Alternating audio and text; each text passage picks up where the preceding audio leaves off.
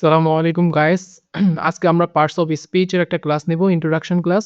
এখানে আমরা জাস্ট দেখব পার্টস অফ স্পিচ কয় প্রকার এবং আমরা এগুলো কিভাবে ব্যবহার করতে পারি। আর পরবর্তী ক্লাসে আমরা প্রত্যেকটা সেকশনের ইন ডিটেইলস ক্লাস নিয়ে আলোচনা করব।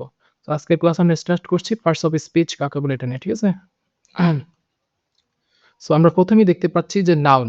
তো নাউন হলো মূলত মানুষ, বস্তু, স্থান, প্রাণী যেকোনো কিছুর নাম ইটিসি এগুলাকে সাধারণত নাউন দ্বারা আমরা ক্লাসিফিকেশন করি। এক্সাম্পল হিসেবে যদি আমরা দেখি তো ঢাকা আছে, বুক আছে, তারপর কোনো মানুষের নাম যেমন শিহাব এরকম হতে পারে। যদি আমরা এখানে এই ছবিটার দিকে খেয়াল করি পিকচারের দিকে তাহলে আমরা এখানে দেখতে পাচ্ছি এই যে মানুষ যাচ্ছে। তার একটা নাম থাকতে পারে যেমন তার নাম হতে পারে মাহিন, তার নাম হতে পারে শিহাব। এখানে একটা বই দেখতে পাচ্ছি যেটাকে ইংলিশে বলে বুক। এগুলো একটা বই। বা কোনো কিছুর এটা নিজস্ব নাম যেমন এটা যদি ঢাকা সিটি হয় তাহলে এটাকে বলে এটা একটা ঢাকা সিটি হলে এই ঢাকা হবে একটা নাউন, ঠিক আছে?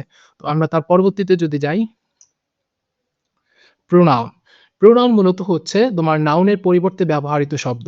এক্সাম্পল হতে পারে হি, দে, ইট, ঠিক আছে? আমরা যেমন এখানে ছবিতে দেখতে পাচ্ছি এখানে একটা ছেলে তাই তাকে হি বলছে, ঠিক আছে?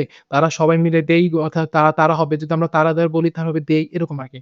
সো তারপরে যদি আমরা যাই ভার্ব যে ওয়ার্ড বাক্যে কোনো কাজ প্রকাশ করে তাকে ভার্ব বলে। এক্সাম্পল হতে পারে ইট, গো, রিড, ঠিক আছে? তারপরে আমরা যদি যাই অ্যাডজেক্টিভ নাউন বা প্রোনাউনের দোষ, গুণ, রং, আকৃতি ইত্যাদি বোঝায়। এক্সাম্পল হতে পারে বিগ, বিউটিফুল।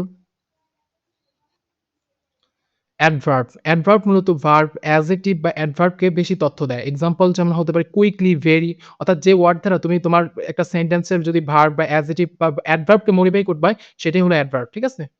এরপরে আমরা খেয়াল করি প্রিপোজিশন, প্রিপোজিশন হচ্ছে অবস্থান, দিক, সময়, সম্পর্ক বোঝায়। যেমন আমরা এখানে এক্সাম্পল হিসেবে দেখতে পারি ইন, অন, বিফোর এগুলো প্রত্যেকটা সেন্টেন্সে প্রিপোজিশন হিসেবে ব্যবহৃত হয়। তারপর আমরা যদি দেখি কনজাংশন ২ টি শব্দ বা বাক্য বা ফ্রেজ যুক্ত করে।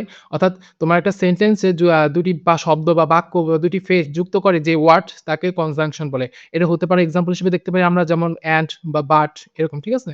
এরকম অর্থাৎ এখানে আমরা ছবিতে যদি খেয়াল করি দেখো এই ২ টা রাস্তা একটা ব্রিজের মাধ্যমে কানেক্ট হইতেছে। এই ব্রিজটাই মূলত কনজাংশন হিসেবে কাজ করে বিভিন্ন ওয়ার্ড, ঠিক আছে? তার পরবর্তীতে আমরা দেখতে পারতেছি ইন্টারজেকশন অর্থাৎ হঠাৎ অনুভূতি প্রকাশ করে যেই ওয়ার্ডগুলোর মাধ্যমে তাকে ইন্টারজেকশন বলে। যেমন এক্সাম্পল হতে পারে ওয়াও, ওহ, নো এগুলো হচ্ছে ইন্টারজেকশন, ঠিক আছে? সো এগুলো মূলত তোমার আশ্চর্যবোধক আরকি শব্দ এগুলো প্রকাশ করে।